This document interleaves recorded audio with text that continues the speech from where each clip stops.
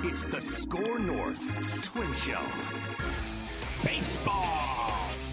All right, SKOR North Twins Show. Full show today. Mackie, Judd, Dex here. We're going to have a talk. We're going to have a conversation about the ineptitude from the Twins offense here.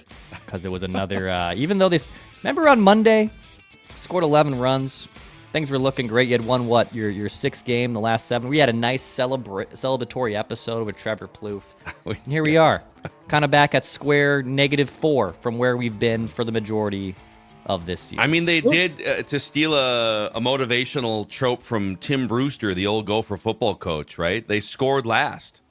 They got the momentum coming out of that game yesterday. Don't let the score, 2 consecutive runs. Don't let that final score, fool you guys. That was a closer game than it was look. It was the 2 starting pitchers were shoving. You had 2 an offense that scored 1 run the night before and had to go into the 9th inning to even just get more than that. So good for them. Good for the Twins. Hey, before we get into it though, NABC. If you're looking to finance, if you're looking for a better banking experience, where should they go, Phil? Yeah, they can't help you jumpstart your bats necessarily, but they could help you jumpstart your financial planning, your blocking and tackling, if I could steal a metaphor here. If you're looking for a better banking experience, either with the basics, checking and savings, or if you're planning for something big like, I don't know, a new home, you need help with the mortgage process, you're launching a new business, or you need help financing something that's bigger, a home project, North American Banking Company, Minnesota-based since 1998, serving the Twin Cities, 6 locations, Maple Grove, Roseville, Shoreview, Hastings, Woodbury, and 50th in France. Find out more about how North American Banking Company can help you out. nabankcode.com/Mackey to learn more. That's nabankcode.com/Mackey. Member FDIC, equal housing lender. You guys are complaining, but I look at the Twins from Friday through Monday, and I see 32 runs scored. And what I see is a team that needs some time off from offense. It was too much. 32 runs. They did take some time off. Can I raise the first gripe? I don't know. I'm sure Declan has a list of 10 gripes because this talker was his idea and I'm hijacking it. But Mickey Gasper, I know Declan complained about Mickey Gasper DH earlier this week. How do you like Mickey Gasper DH leading off for the double down on the Mickey Gasper experience? Let's talk leadoff hitting because it's in my notes. Okay. Twins leadoff hitters this season have collected 22 hits. That's it. The leadoff hitter has collected 22 hits. That's a 188 batting average. Only the Rangers are worse. The Twins offense, their leadoff hitter, they're putting out one of the worst options now. Eddie Julian's going to DH or be in the leadoff spot to wrap things up in Cleveland. I know there's probably a lot of people maybe consuming this podcast in your first pitch for the series finale against the Guards. But just from a leadoff perspective, they opted for a dude that they demoted 2 weeks ago to be their leadoff hitter. So, and when you look at other teams that have been able to be very successful in the leadoff position, the Padres, the Guards, the Mets, the Diamondbacks, those are the 4 best teams with the 4 best leadoff situations just in terms of batting average. So good teams start their lineup with a good player at the top. The Twins have a revolving door. They cannot find even a successful leadoff hitter to start. Okay, with all the injuries, what would your power rankings be right now? I get like lefty-righty might change it up, but like what would your Mickey Gasper ain't it? I know that he can work some counts once in a while in the minor leagues, but who should be batting? Could I make a case that either Byron Buxton or Carlos Correa should just be up there with all the guys injured? Or hell, Brooks Lee got into one.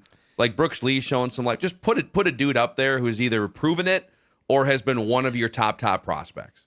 Can I bring up, though, the most pathetic thing about last night? Because it's not Gasper. The most pathetic thing about the current predicament is this. So you are, Class A for Cleveland has been shaky. And sure enough, he comes on to get the save last night and gives up a couple of hits. And the Twins actually have the tying run at the plate with 2 outs. And in that moment, I guess you have no choice but to allow Cody Clemens to hit for himself. Like that to me is the state of this thing. Like Cody Clemens at 2 outs, Class A, who's been struggling. He's not been good for him, especially. And a guy that you just picked up who was DFA'd by Philadelphia. And I guess you had absolutely no choice but to allow him to hit. Is that not like the state of things? Well, I mean, for sure, like having Cody Clemens batting meaningful at bats is not great. But back to, I mean, let's just go back to leadoff things. Like Cody Clemens shouldn't be on this team, obviously, but Right. you need a better person to start your damn lineup that's going to see the most pitches. And with Matt Wallner injured, which is obviously he won't be back till probably June at this point, he has the same type of hamstring injury that Royce had. So Matt Wallner's not coming back until probably June 1st. Matt Wallner's not walking through that door. Matt Wallner's not walking through that Larry door. Bird is not walking. Kevin Luis McHale is not walking through that Luis door. Castillo's not walking through that He door. might limp through it. Shannon he could Stewart come in hobbled. not walking through that door. Denard Span, who's doing a great job on commentary. He ain't is walking through that door. Would you rather have give Denard Span like a week to take some cuts in the cage leading off for you, or Cody Clemens? I'll take Mickey those fast Gasper. hands from Denard. I'll take those quick hands. Gonna hit 270 for you. He'll have a 360 slugging percentage, but he's hitting the ball and putting it in play. I'm totally fine with that. You know what? Brooks Lee, actually, this does make sense. So Brooks Lee against righties this year, and he's starting to figure it out a little bit. Slash has a 840 OPS. He's hitting 273. He's getting on base against righties. I would opt for Brooks Lee. And if you don't have, I know we had a great conversation last week, 2 weeks ago, when Keyshaw was healthy.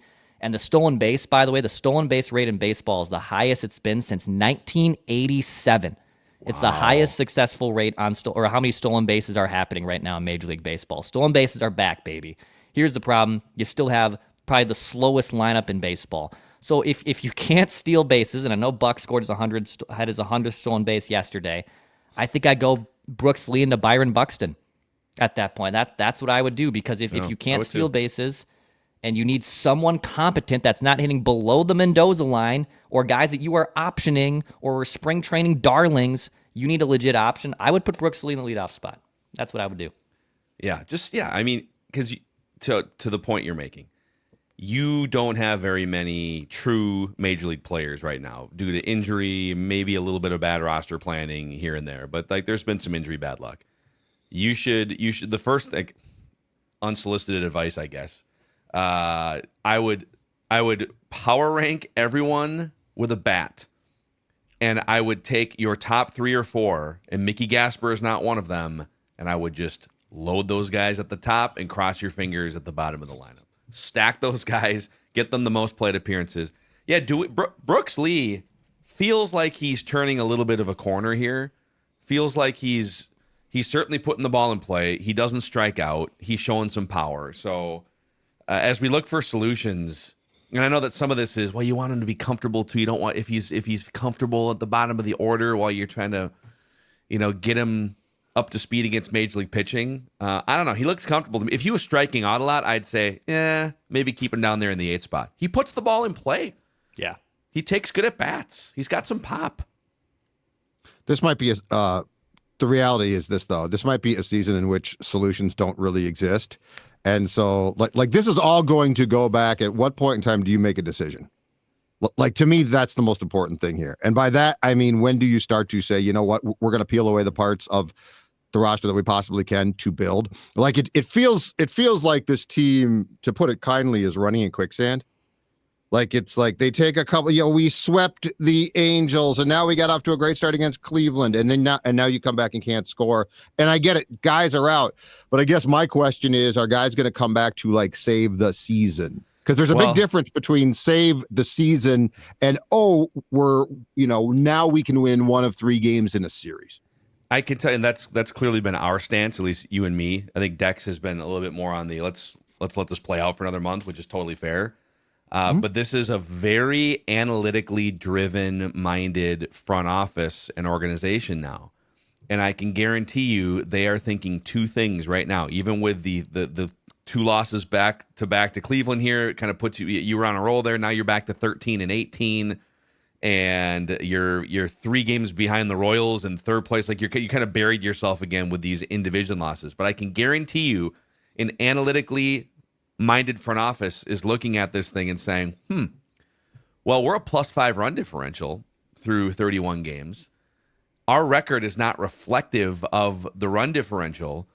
And and usually over the course of 162, with very, very few exceptions, run differential aligns pretty closely with like what your expected record is based on run differential pretty closely with your actual record.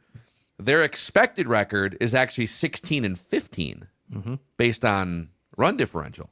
And I know you Judd's looking at me like I've got four heads right now. And that's fair because you are what your record is in some ways. But they're looking at that probably and saying, we are way better than our record indicates. We are a 16-15 team that part two is going to get some dudes back over the next month and a half. Royce Lewis is coming. Royce Lewis is walking through that door. Matt Wallner at some point is walking through that door. A better version of Carlos Correa already kind of has walked through that door and will continue to walk through that door. So that's where I think they are at, even after these last couple losses. And, the starting pitching has been much better than it was in the first 2 weeks of the season. So I'm not saying I would be thinking like, just, yes, this is going to be a World Series run, but I think that's what they're thinking. Yeah. Mm-hmm. You even look at the Griffin Jacks, there's two epic blow-ups there. Two epic blow-ups. That's 2 wins. You have E1, the most error ones in, I think, the history of Major League Baseball, it feels like. Pablo had another horrible throw yesterday on a decision that led to a bleeding inning for the Twins defense. Mm-hmm. Like, that's 4 or 5 games right there that put you back in the Pythagorean, wins and loss situation where you should be about a game above 500. I know it hasn't looked like that, and I'm not going to stump for they really are a 16-15 team. They're not. The results are on the field there. Couple more offensive ineptitude stats that I wrote down here that I was digging at last night and this morning. So for the 13th time on Wednesday, the Twins offense scored 2 runs or less. So they've played 30-plus games now, and they have scored 2 runs or less. And they haven't won a single game this year when scoring 3 runs or less. Now, scoring 3 runs or less, it's hard to win a lot of games. You can win a few games here and there, right? If your pitching is really damn good and you play good defense, you can win, a 3-2, 3-1 ball game. But they have to score 4 runs. They have to score 4 runs to win a game. They have yet to win a single game when they don't score more than 3 runs, or when they score 3 runs or less. So those are just a few things. And one last one here. Bases loaded. So the Twins have been better with runners in scoring position this year. They've been better. They have. They have a better average with runners in scoring position. So far this season, the Twins have 3 hits in 21 at-bats. Only one team in baseball has fewer than that, and that is Oakland, actually, who's playing some better baseball this year. 3 hits in 21. So, again, if you bust open 2 or 3 of those games, you're looking at a better, probably 500 team. But because of all the ineptitude at the top of the lineup, the unsuccessful at-bats with the bases loaded, a couple blow-up performances from your best reliever, and some fielding woes. Here you are, 5 games under 500, and hoping to God that Royce Lewis can save your season. That's where you're at right now. Okay, so let's parse this apart because I actually do agree the run differential stat is important. I mean, it does mean something. Now, if you score 11 runs in a 2-game sequence, that drives that up, obviously. And so, like, now when you don't score a run or you score 1 run, it still looks good. But I don't disagree with Phil at all on that. But let's parse this apart to what's gone wrong so far. Because I think there are bins that you have to put those things into, which is, okay, sort of fluky, or it's gone wrong for a reason and it needs to be examined why. And I think, for instance, when it comes to the throwing errors by pitchers and some fielding ineptitude from different guys, I don't think that's a fluke. Like, I think that's a direct reflection on either preparation or abilities. Griffin Jacks, I think, might have just been a struggle, and I could see him bouncing back. And so it's not like, oh my God, Griffin Jacks has to be demoted. I think Griffin Jacks can get out of that. But I do think that there are certain things this ball club does not do well, that we could have a discussion about that aren't fluky. I think they're problematic. Was that a Laudner call out right there? I said ball club, like Laudner. You know what? I love Lods. Okay, but I just said ball club. This ball club needs to keep playing like a ball club.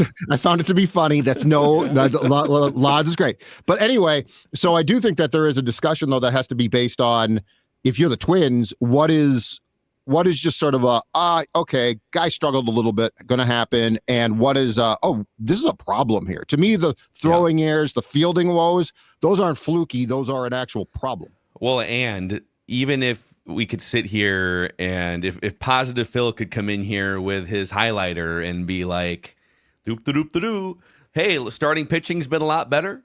and they got a positive run differential. And they're not going to be 3 for 21 all season with the bases loaded. That's going to even itself out. There's going to be a barrage of bases loaded success at some point, and they're going to win those games when they, hit a double in the gap and clear the bases. That wave is coming at some point. But is all of that positive wave that's going to right size the Twins' productivity? What does that get you? Does it get you back a little bit above 500 in a couple months?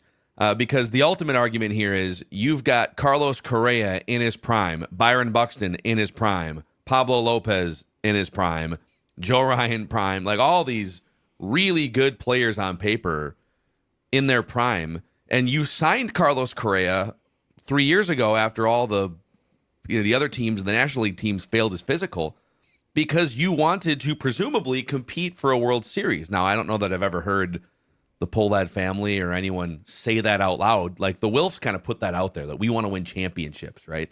I don't know that the Twins often say that. I think they're almost afraid to put that out there because they know that it's not necessarily their top priority. But that's the problem is if all these things start to right size, what are you, like an 83, 85 win team? But that's an underachievement based on if the day they re-signed Carlos Correa and then inked Buxton into that contract, and then the Pablo Lopez extension with young players on the way like Royce Lewis. The goal wasn't have a positive run differential and win 85 games. The stated goal should have and maybe was internally to compete for a World Series or at least like make a run in the playoffs. So, yeah, there's just going to be a really interesting audit of where this ball club is at over the next couple of months. And this is where they will be patient with not wanting to strip it down right away. I mean, Royce is on the verge of coming back here. They claim that, and I don't think they were rushing him, but the hamstring injury was severe. Things are looking good in St. Paul.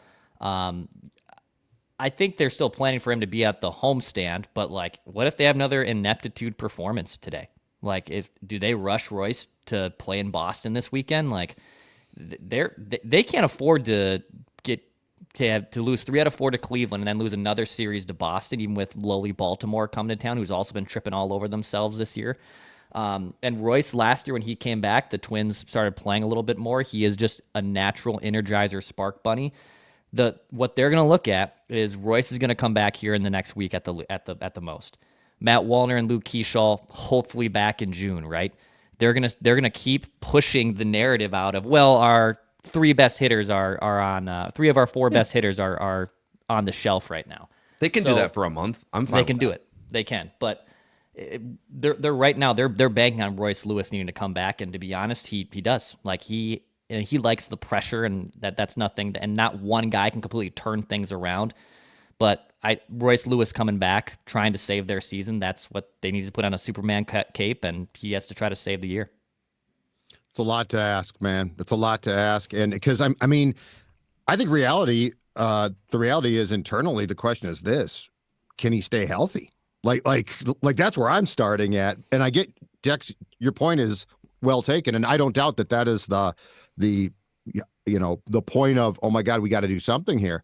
But I just want to see if he can play for a prolonged period, because now going back to last year, if you go to how Royce finished 2024, of course, which was not great. Like, it's been a long time since he played really good baseball. So can you get him back? Can he be healthy? Can he get back to being the guy that you're talking about? Because unfortunately from August on last season, he was not that guy. So there's just so many questions here. There's so many questions, and it sort of is sad. I'm not debating you on this, but you said it, and I think it's accurate, that when you talk about getting one of your 3 best hitters back, one is Keeschall now. Like this guy that you just brought up, and he's good, and I think he's going to be really good. I like him a lot, but that sort of, to me, speaks to the state of the franchise and the team as well, which again is why I just think it's a long shot that the season is actually like somehow saved. That doesn't mean things can't improve, but like overall, as we just talked about, like your baseline, how much higher can you take that realistically to be successful, and how much should you probably at least start to examine just from your own internal discussions your predicament. Oh. By the way, I did a prospect episode yesterday. Just kind of went through the top 10 to 15 prospects where they're at. The top 3 prospects: Walker Jenkins, Emmanuel Rodriguez, and Luke Keyshaw. I know he was called up, but he's still your third best prospect in from the original rankings. All 3 of those guys are hurt. Walker Jenkins is out through May. He had a cortisone shot. He's out through May. Emmanuel Rodriguez hasn't played. Again, he's not technically on the IL. He hasn't played in a week, but he's still dealing with a nagging thumb injury, and he's day-to-day. That's a thing that he was dealing with last season.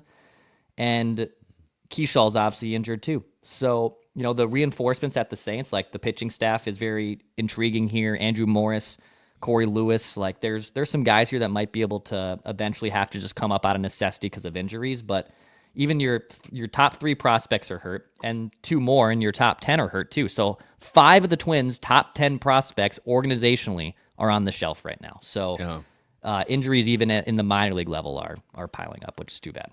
Hey, real quick, I know we're doing a random Twin of the Week here in a second. I just have a quick question for you guys.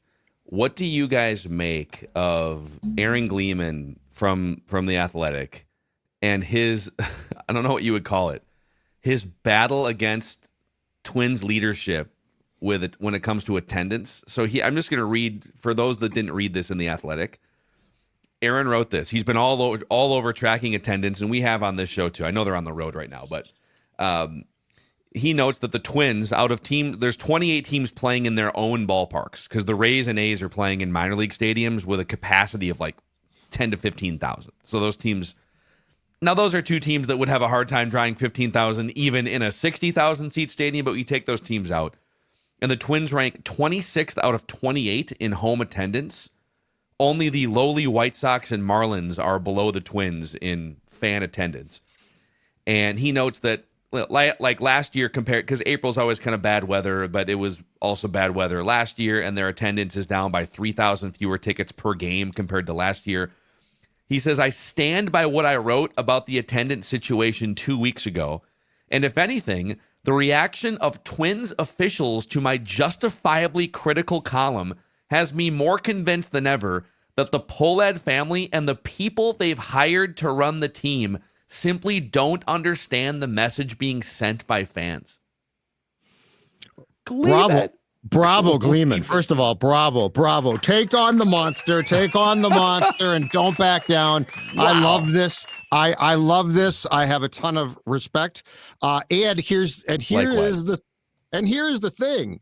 Aaron is right, at least on his take on the attendance. Why it's bad? The team is not good. That is the starting point. But if this franchise doesn't understand why people are mad too, like this isn't like a bad start of, well, we thought they'd be good and everyone was excited about Twins baseball. TC. This is a year. I mean, literally the playoffs in 2000, what would that have been now? 23 came to an end, and everyone was like, Twins baseball is sort of back. It's great. The Toronto games are fantastic. Yeah. And literally from that day, we sort of got, I don't want to say a middle finger from the franchise, but it certainly was. You could say that. But it certainly was an off-putting odor coming from the franchise. And so Gleeman's stance that if they don't understand why people are mad, and it goes well beyond the team just not being good, then Aaron is right. They are wrong. And they need to, and this is everybody. This is not just the Pohlads, okay? The Pohlads hire people to work for them in part to tell them the truth. So if the Pohlads are delusional enough to think that this is not a problem, and they're getting smoke blown up their rear ends by their staff, who's like, it's going to be fine, it's going to be great, we got a good team, I don't understand, this is the fans' problem. All of those people are wrong. And I will be very curious to see if there is any accountability here. I will say this, if the team gets sold, those people that are blowing smoke are going to be all fired, because if you get bought by a smart person, they're going to say, so hold on a second here.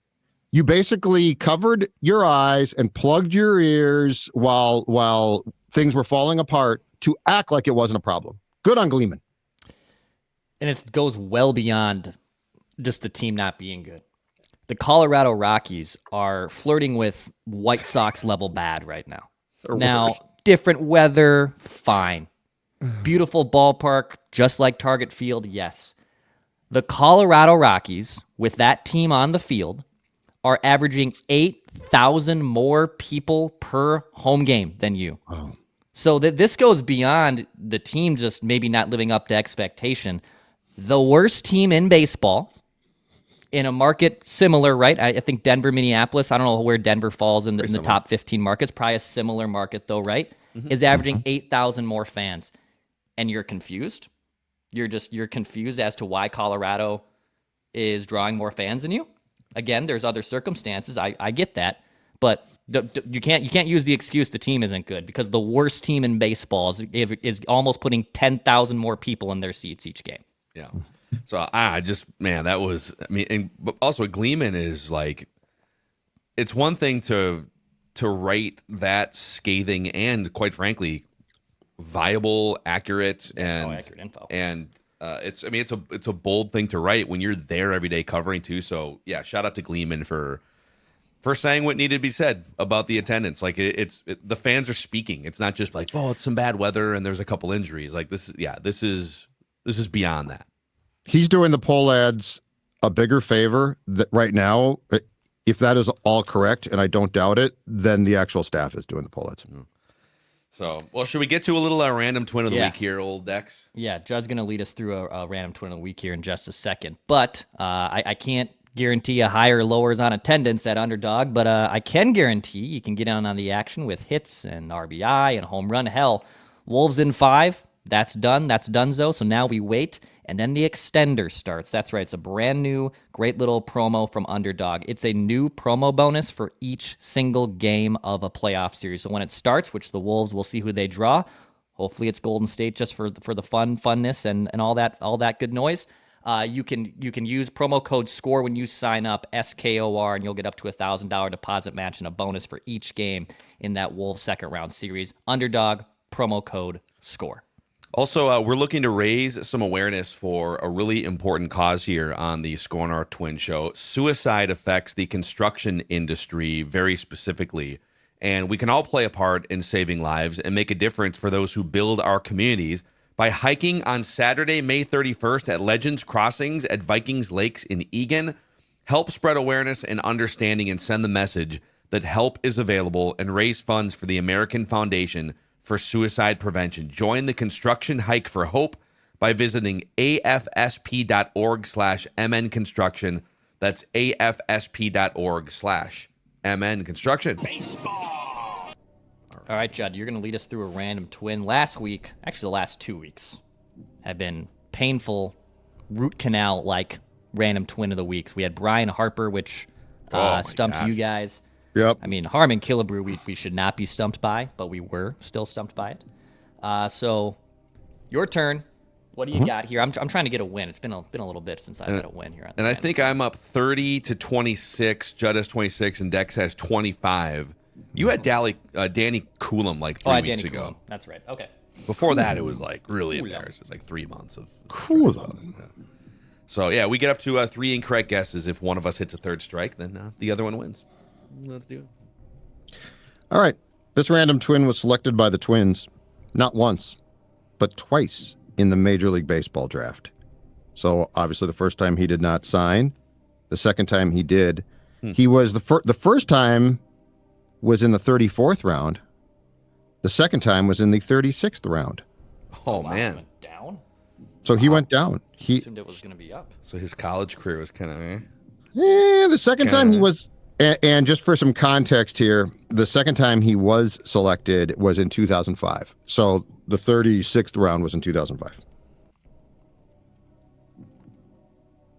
Clue.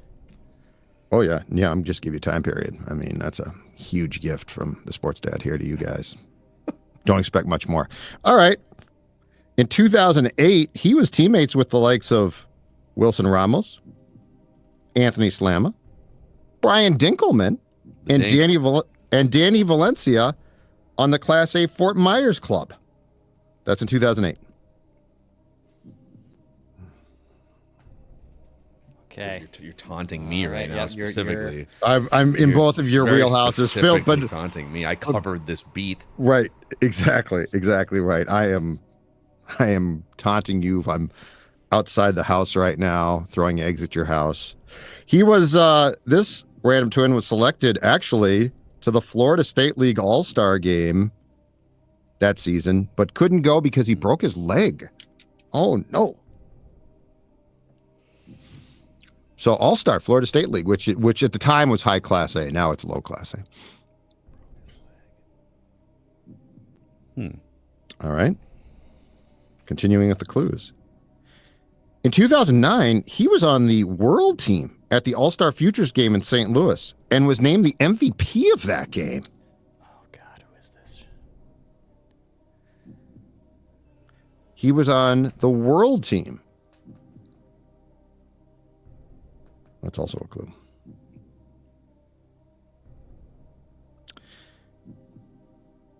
When he reached the big leagues, his first big league hit came off of Jeremy Hellickson, starter for the Tampa Bay Rays. Oh, man. Oh, boy. Guesses, or should I keep going? I'll take a guess. Okay. Renee Tassoni. Oh, yep. Declan is off the stage! Let's go! God. Let's go! We mentioned it in the text thread. It was percolating in the top of my head. Yeah. That's why I used that text thread. As a callback. Yeah. Trevor, on the Trevor Plouffe text thread, Renee Tassoni's name came up. There you go. Yep. Dex is off the... Yep. Toronto's own Renee Tassoni. Man, he was the...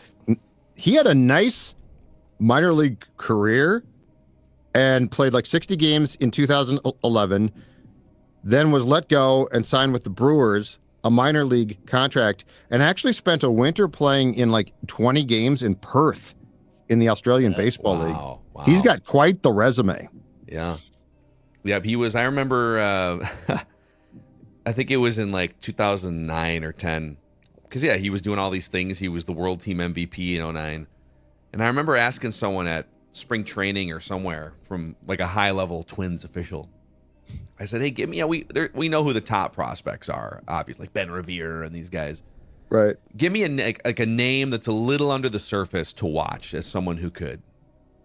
Renee Tassoni was the instant. You got to watch out for this guy. This guy can swing it. And, yeah, that was very short-lived in the major leagues. Well, Renee Tassoni. I think he only played one season with the Twins. 60 games in 2011. Hit a grand slam in like September against Kansas City, which looks to be his career highlight. I think he hit 204 though, so he just couldn't hit well enough. Hey, real quick, I have a trivia question to throw back at the sports dad here in the last minute of the show. Oh wow! So it was brought up by Declan that baseball's stolen base boom is at its boomiest since 1987.